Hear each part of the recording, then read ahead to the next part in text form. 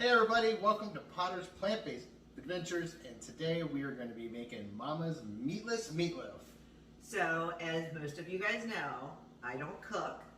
I like to say that I burn water, which is almost true, but this is one of my very few specialties. That's right. And I think I've pretty much gotten to perfect it.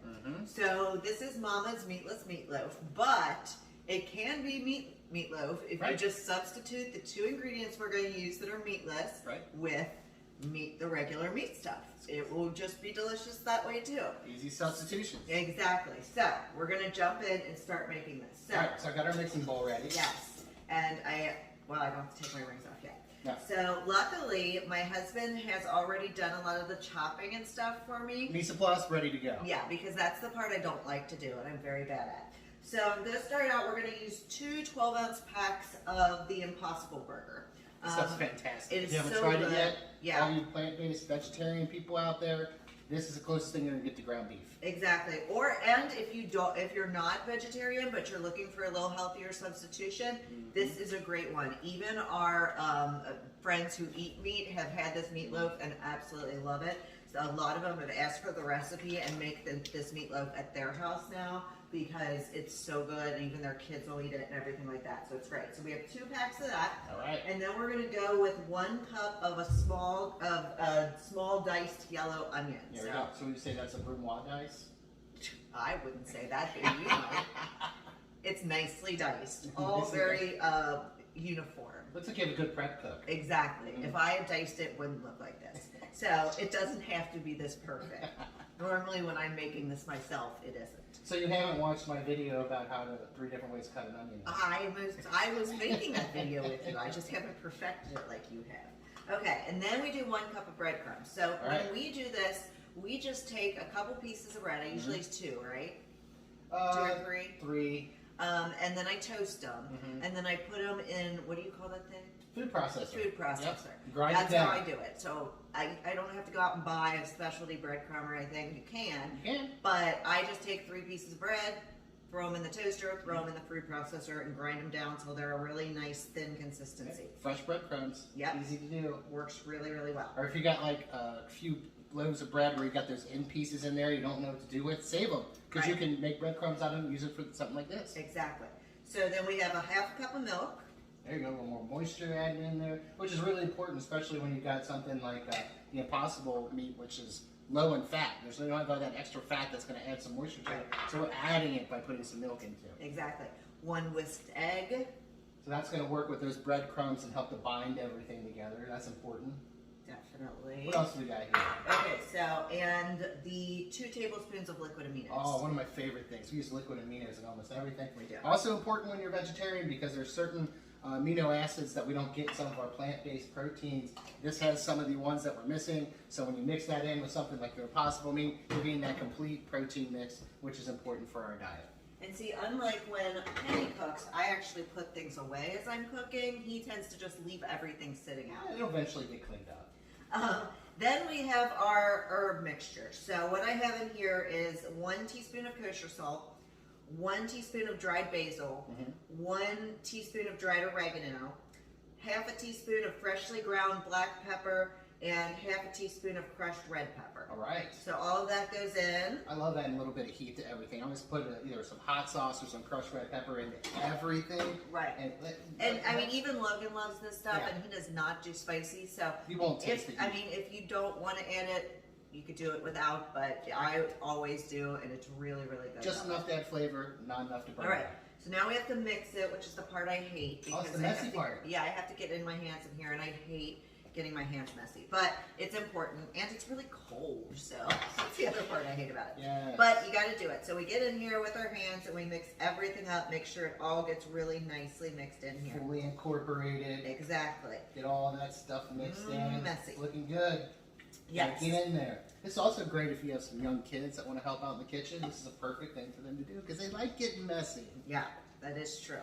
They can get Unfortunately, in there my young kids aren't around to do this for me today. Normally, I do make Ainsley or Logan do this. Yeah, they can get in there. Yes. Okay, so then we're going to do the next part is the part that I personally think is the best and most genius part of this. Oh, Yeah. Because if there's one thing in the world that makes everything better, and I don't care if you are a meat eater or a vegetarian, it's bacon. So sweet we are gonna jump in with some serious bacon usage in a second here. Yeah, and for our bacon substitute, we're using Morningstar bacon. You can find that pretty much every grocery store. So I cannot stand to have my hands messy, like I said. So I've got to rinse off here and just get most of the stuff off my hands. I'll get our bacon ready here so we can prep up our pan. So this stuff comes frozen. We've let it sit out for a little bit to thaw, so it's easier to work with. Okay. So what I'm going to do here is I am going to take my strips of bacon and I am going to set them out and I'm just barely overlapping them. I mean, just sitting them almost right up against each other, just barely overlapping them. It's like slight overlap, almost edge to edge. And did you say we let them thaw first? Yep, we let it thaw, so now they're a little easier to work with. They peel off. Otherwise, you get this big block of bacon. Yeah. It takes probably about 15 minutes at room temperature, and then they're ready to work with. Right. So we're gonna sit these out. Should make a nice little bed for the meatless meatloaf to lay on. Exactly. Bed of vegetarian bacon. Bed of bacony goodness. Sounds fantastic to me. So good, you guys.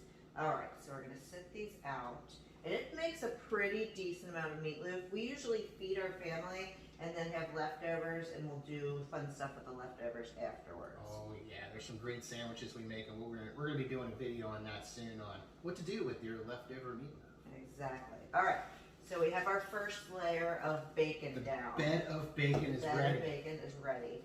So now we're going to take our meat out here, sit it down there, start crafting it into a loaf. Forming of the loaf. Yeah, that's the important part. All right. And then, yeah. That makes a pretty nice size loaf. So yes. For us, family of 4, this recipe is, like Sarah said, it's going to feed us and have leftovers for another meal. Right, exactly. So we're making a pretty nice size loaf here. There we go. That looks good. All right, yes it does. Oh yeah, that is definitely a loaf of meat. Get your sink and ready goodness, for it. yes. I know you're going to want to rinse all that off. He knows me well. All right, rinse that off.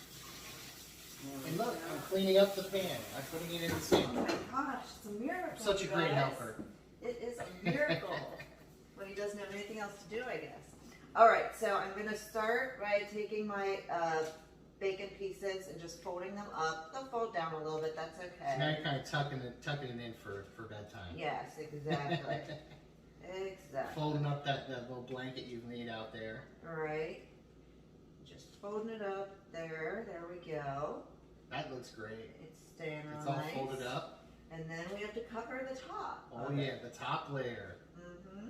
This is going to be it's going to just look like a big bacon ball when we're done. You can't have too much bacon, A bacon right? football. Well, I think this is a great idea because not only is it going to add flavor as that bacon cooks around your meatless loaf, but it's also going to help to seal in the juices. It does, and it makes it really, really, what's the word I'm going for here? It's very flavorful, it's very moist, it's really, really great.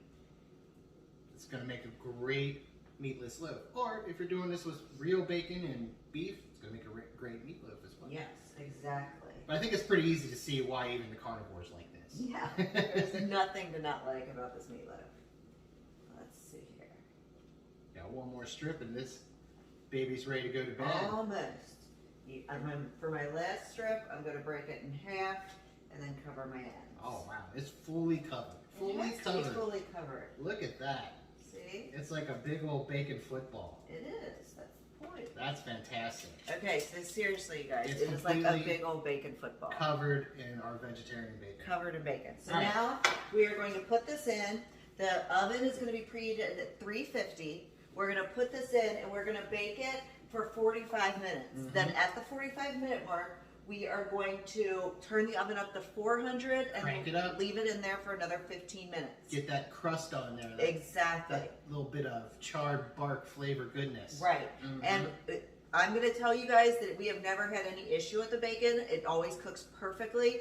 If you start to see it get a little too dark, you can just put a piece of aluminum foil or something over it to keep it from getting any darker. But we've never had an issue. If you're doing it at 350 for 45 and then the 400 for that last 15, it's going to come out perfectly. Yeah, So absolutely. we're going to put this in, get it cooking, and when it's done, we will come back and show you guys the end result. Oh, I can't wait to eat this. I I know it's going to be delicious. All right. We'll see you soon.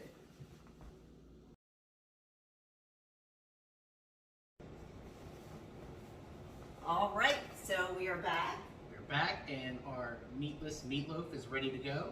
I can't wait. I'm So excited. first we're going to transfer it from our baking sheet onto a cutting board.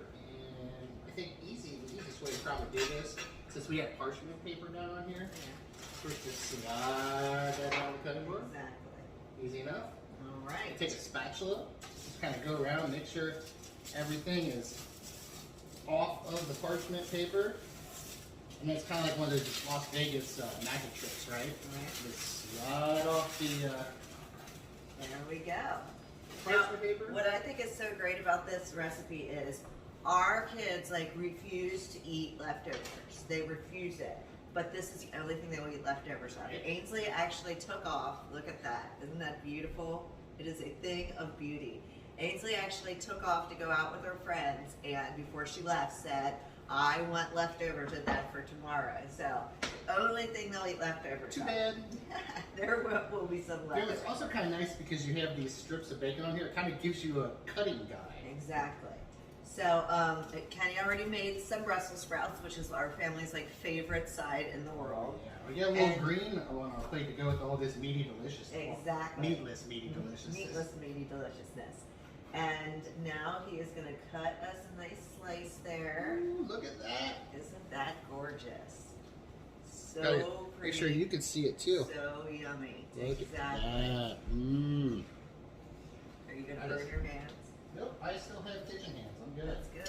Okay. It's hot, but it is ready to go. All right. Like we talked about, because you wrapped it up in that bacon, it sealed in those juices, so it still Right.